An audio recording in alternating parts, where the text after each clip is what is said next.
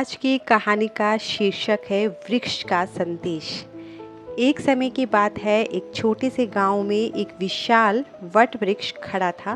वह वृक्ष गांव के लिए बहुत महत्व रखता था। उसकी छाया में गांव के लोग बैठकर आराम करते थे, बच्चे खेलते, बूढ़े लोग अपनी कहानियां सुनाते। यह वृक्ष गांव के लोगों का मित्र था और वे उसे बहुत प्यार करते थे। एक दिन गांव में एक विद्वान संत आए। उन्होंने देखा कि गांव के लोग उस वृक्ष से कितना प्रेम करते हैं और उससे कितनी कहानियां जुड़ी हैं। उन्होंने सोचा, क्यों ना इस वृक्ष से कुछ ज्ञान लिया जाए।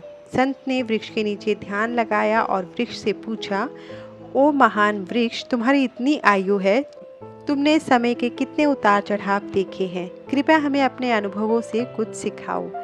वृक्ष ने धीरे धीरे अपनी शाखाओं को हिलाया और कहा, प्रिय संत, मेरे पास ज्ञान का भंडार नहीं है, परंतु मैंने जो देखा है और अनुभव किया है उसे बताने की कोशिश करूंगा। मेरे जीवन की सबसे बड़ी सीख है सहनशीलता। मैं हर ऋतु में स्थिर रहता हूँ। जब गर्मी आती है तो मैं धूप सहता हूँ और अपनी छाया सबको देता हूँ। जब बरसात आती है तो मैं अपने पत्तों को बहाता हूँ और जल को ग्रहण करता हूँ। शीत ऋतु में मैं ठंडी हवा को सहता हूँ, लेकिन किसी भी परिस्थिति में मैंने अपना स्थान नहीं छोड़ा। वृक्ष ने आगे कहा, दूसरी महत्वपूर्ण बात जो मैंने सीखी है वह है दयालुता।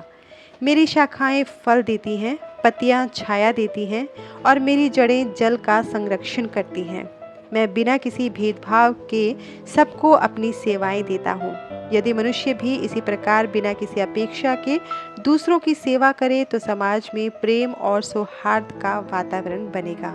संत ने वृक्ष की बातें सुनकर कहा, ओ वट वृक्ष, तुम सचमुच एक महान शिक्षक हो। तुम्हारे सहनशीलता और दयालुता के गुण सभी मनुष्यों के लिए अनुकरणीय हैं। गांव के लोगों ने संत की बातें सुनी और वृक्ष के गुणों को अपनाने का निश्चय किया। उन्होंने सहनशीलता, दयालुता और सेवा भाव को अपने जीवन का हिस्सा बनाया। धीरे धीरे गांव में खुशहाली और समृद्धि फैलने लगी। यह कहानी हमें सिखाती है कि चाहे हमारे जीवन में कितनी भी कठिनाइयाँ क्यों ना आए, हमें सहनशीलता और दयालुता के साथ उसे स्वीकार करना चाहिए। इन गुणों के माध्यम से हम न केवल अपने जीवन को समृद्ध बना सकते हैं, बल्कि अपने समाज में भी सकारात्मक बदलाव ला सकते हैं।